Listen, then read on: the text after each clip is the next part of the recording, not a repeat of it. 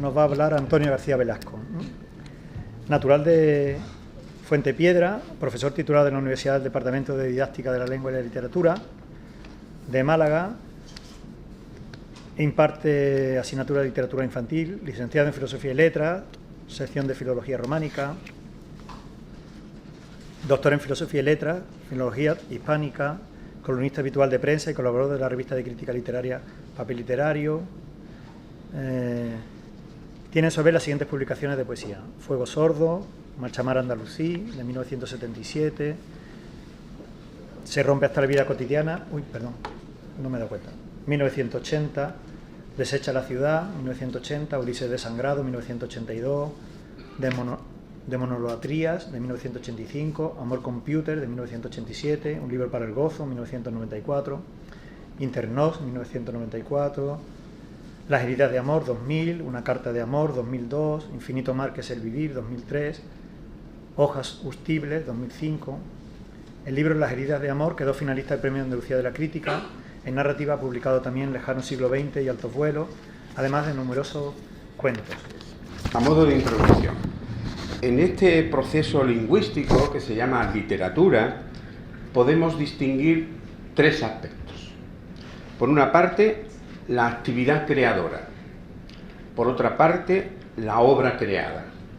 Y por otra parte, la recreación por parte de los lectores, por parte del público. Cada uno de estos aspectos ha generado a lo largo de los años corrientes críticas muy diversas. Por ejemplo, en cuanto a la actividad creadora, podemos distinguir un método histórico. Tengo que decirlo, en este congreso ha habido mucho de método histórico, importantísimo, para comprender o llegar a comprender ese proceso creador de Vicente Aleixandre.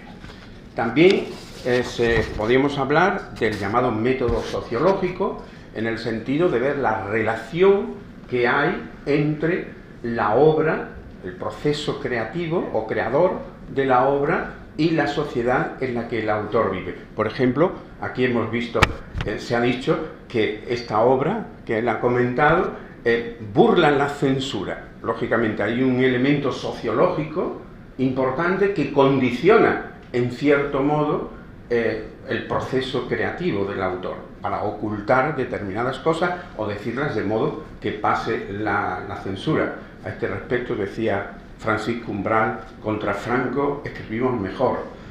Decía en aquel momento, después de la muerte del dictador.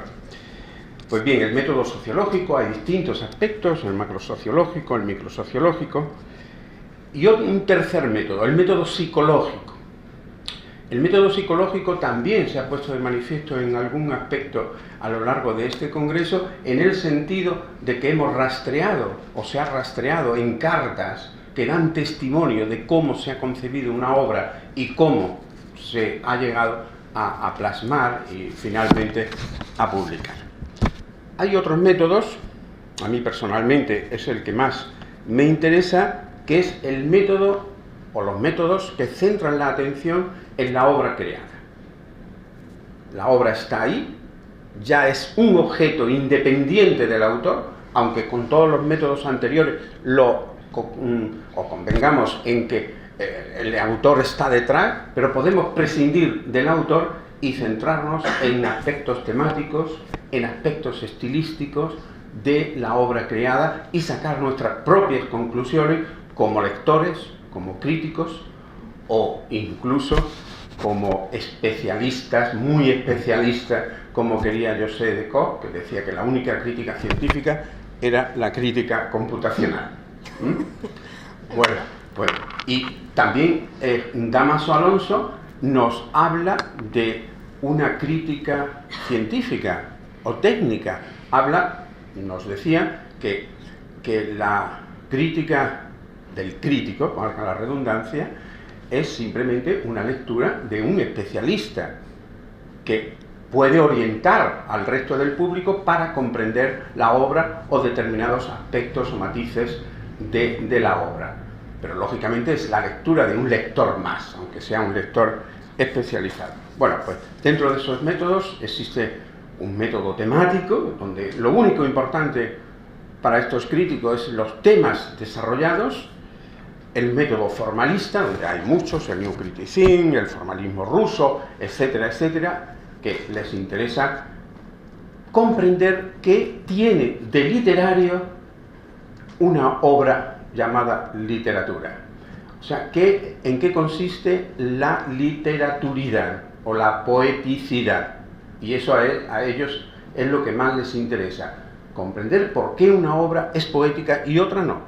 Y bueno, en este sentido, Alarcos Llorad ha hecho espléndidos estudios comparando una estrofa que recuerde de las coplas a la muerte de su padre, de Jorge Manrique, y una copla que él se inventa con el mismo ritmo, pero lógicamente comparamos las dos y vemos por qué una es importante, es poética, y la otra es simplemente una forma ingeniosa de decir una vulgaridad, se podría decir.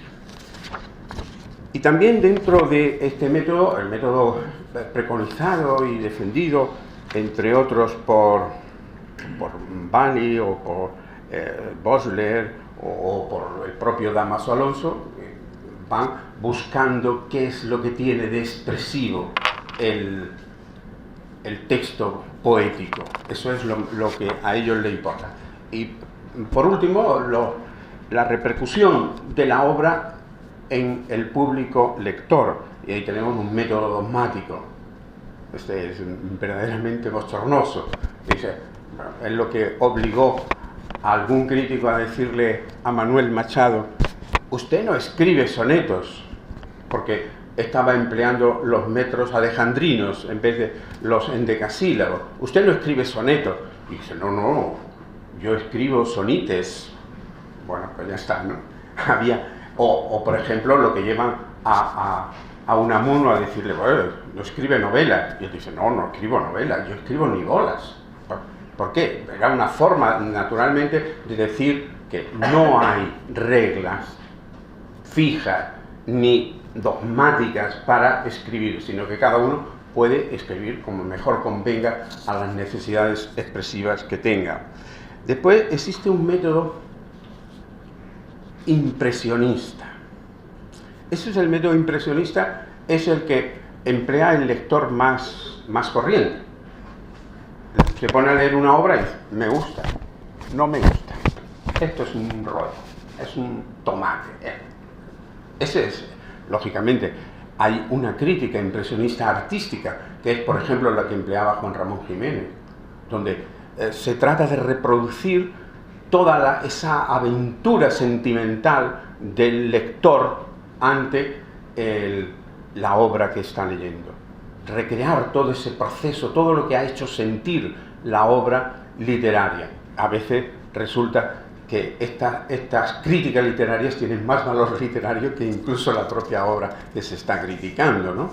Y luego existe un método que lógicamente se suele emplear más en las editoriales, que es el método revisionista, que es simplemente ver si una obra ya publicada anteriormente puede tener valor para los lectores actuales y por tanto vamos a reeditarla o no vamos a reeditarla. Este es un poco el criterio que siguen muchas editoriales para volver a la edición de libros ya acotados o fuera de catálogo. Bueno, todos esos métodos críticos, ¿por qué he dicho antes que me interesa el método que centra la atención en la obra? Porque ese es el que vengo practicando fundamentalmente. Y voy a traer a colación muy brevemente, porque lógicamente no hay tiempo de detenernos, en cómo un poema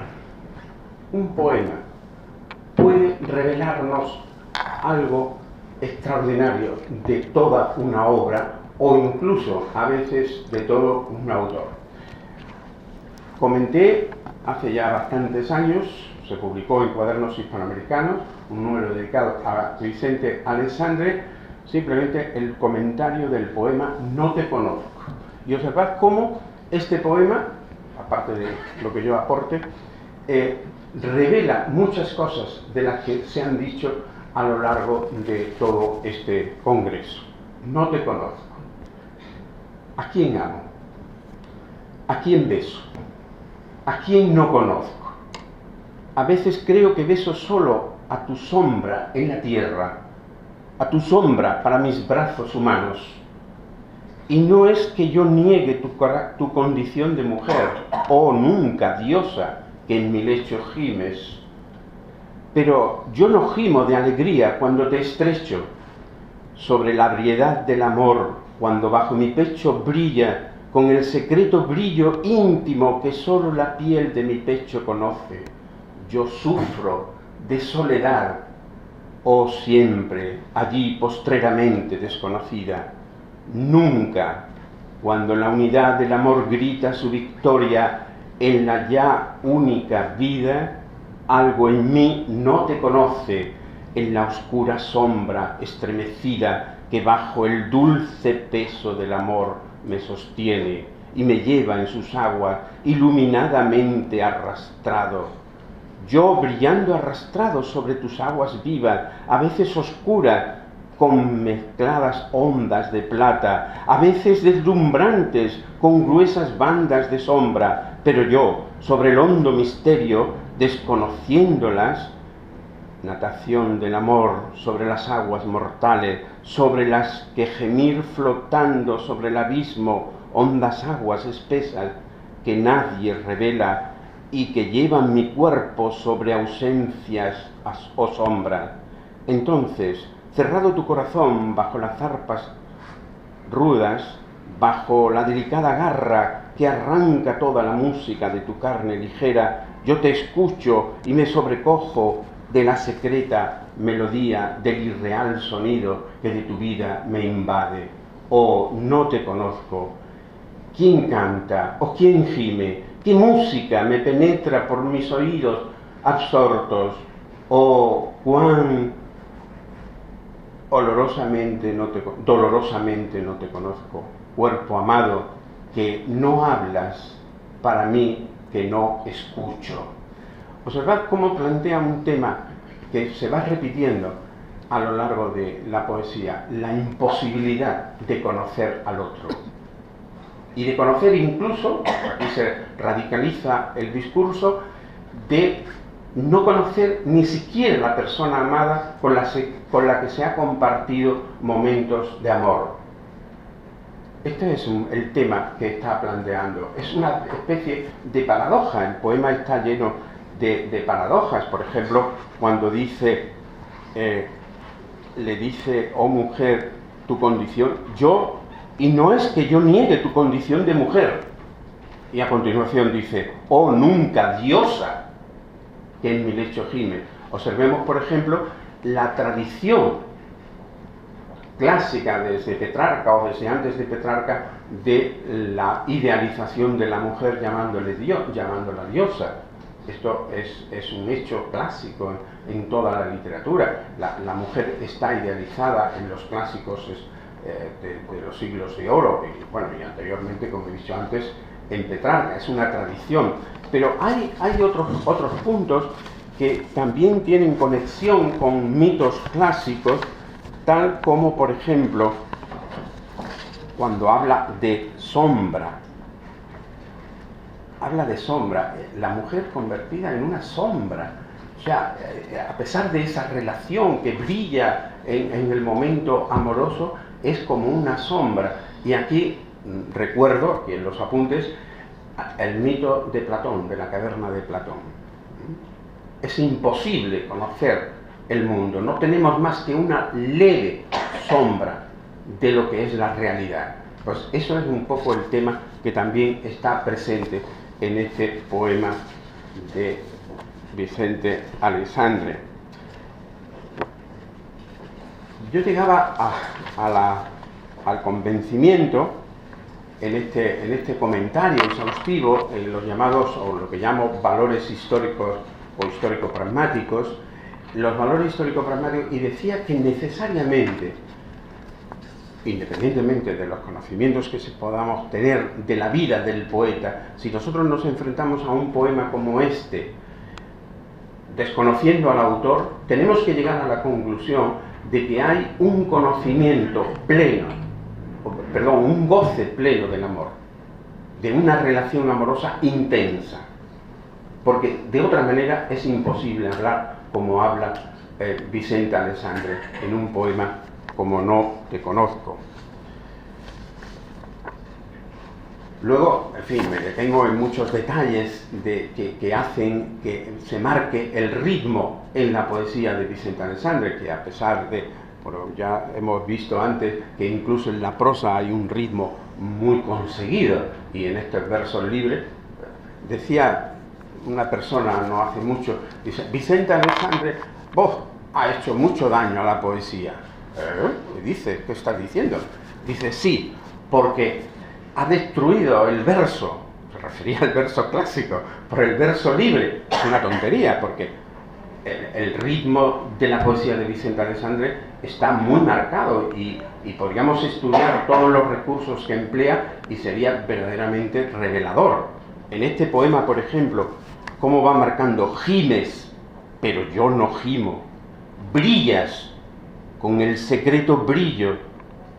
O sea, ese tipo de juegos que van marcando un ritmo, una cadencia, pues lógicamente no es fácil escribir poesía de verso libre, a pesar de que se crea o se crean algunos que cortando por aquí o por allí ya hemos escrito un poema en verso libre, porque no le hemos puesto ni rima ni ritmo.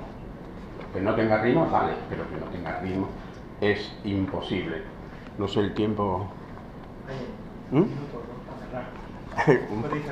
Ya puedo ir cerrando, ¿no? Bueno, después,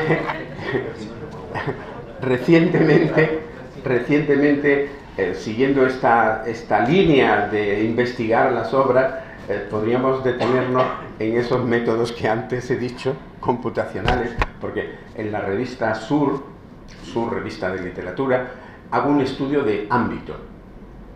Y en ámbito me encuentro poemas que son paradigmáticos. ¿En qué sentido? En el sentido de que reflejan el estilo y la concepción de la poesía de Vicente Alessandre. No voy a especificarlo. Y, por ejemplo, aparte de Noche, que es el ámbito en el que se desarrolla la expresión poética en este libro, es la noche es la palabra más usada, pero también hay otra que predomina en la poesía de Vicente Alessandre, la palabra luz. Podríamos decirnos, ¿por qué luz? Y posiblemente podríamos llegar a la conclusión de que esos años de paraíso infantil lo marcaron con la luz de Málaga. En fin, con esto termino de momento. Gracias.